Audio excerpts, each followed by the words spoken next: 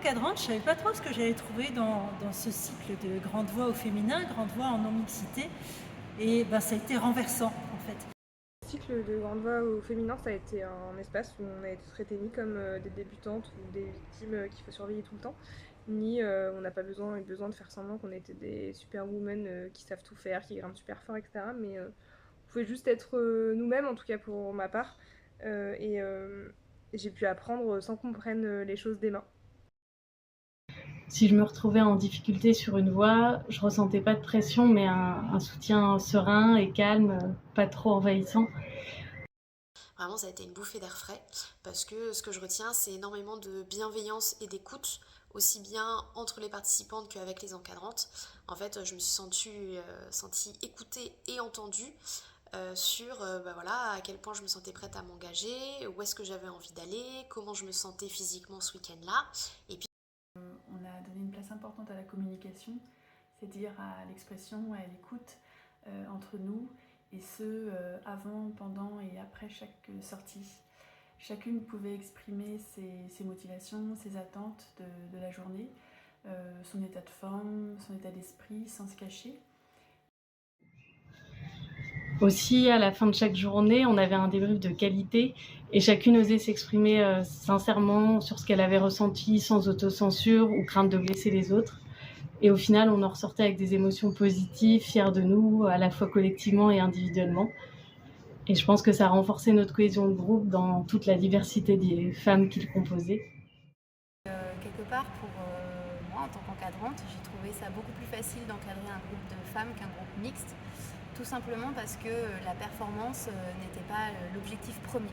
Voilà. Donc à chaque fois, dans notre prise de décision, on n'avait pas de pression du groupe, on était surtout là pour se faire plaisir, pour qu'elles se fassent plaisir. Et à chaque fois, leur retour, c'était qu'elles se sont fait plaisir, qu'on ait réussi ou non. Ça a toujours été une réussite parce qu'elles sont toujours dépassées, ou en tout cas, elles ont toujours eu la volonté de l'idée, de faire par elles-mêmes. Et elles se sont montrées qu'elles étaient capables de faire par elles-mêmes. Donc une belle réussite et grand plaisir à encadrer. Quand un homme passe devant une femme, ou fait une chose à sa place, ou donne son avis de façon un peu trop assertive, souvent il se justifie en disant ce n'est pas parce que tu es une femme, avec les hommes je fais exactement pareil. Mais c'est exactement ça le problème.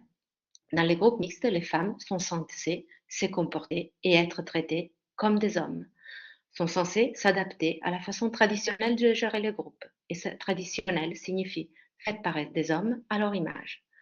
En tant que femme dans un groupe mixte, on se sent obligée d'être forte, de surmonter ses peurs et ses faiblesses.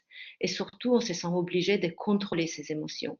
Ce cycle féminin m'a permis de comprendre à quel point celles que nous sommes habitués à considérer des faiblesses sont en réalité des atouts. Nous n'avons pas caché nos émotions, nous les avons partagées en découvrant que l'empathie du groupe était notre plus grande force, car nous étions jamais seuls dans la difficulté. On a vécu des moments, je trouve, d'une grande qualité relationnelle, où chacune a pu se montrer vulnérable si elle en avait besoin et de pas faire semblant que ça n'arrive pas ou se l'autoriser. En tout cas, c'était des grands moments de solidarité, d'écoute et de soins qui, pour moi, s'affranchissaient vraiment d'une culture de performance et de comparaison. Et j'ai trouvé que dans ce leadership féminin qui se développait, il y avait de belles valeurs. J'ai jamais entendu personne couper la parole ni chercher à expliquer plus fort aux autres ce qu'elle avait à dire, mais il y avait beaucoup d'écoute et de solidarité. Et je pense qu'un leadership autour de l'écoute, autour de l'acceptation de la vulnérabilité, finalement c'est ça qu'on a écrit, et puis ça peut être un leadership qui peut probablement inspirer beaucoup d'hommes également.